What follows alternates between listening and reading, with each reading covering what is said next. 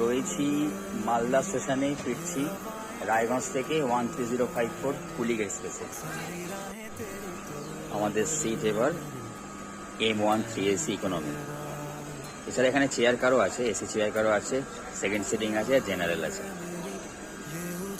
এখন বাজে সকাল 9টা। চলুন আমাদের দেখাই কীভাবে 3AC ইকোনমির টাকা দিয়ে 2ACতে ভ্রমণ করা যায়। বাঁদিকে চোখ রাখুন।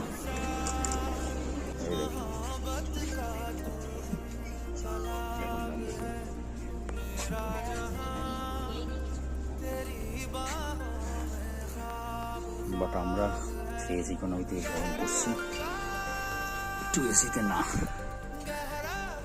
ঘুমিয়ে পড়েছি, মানে শুয়ে পড়েছি আর কি।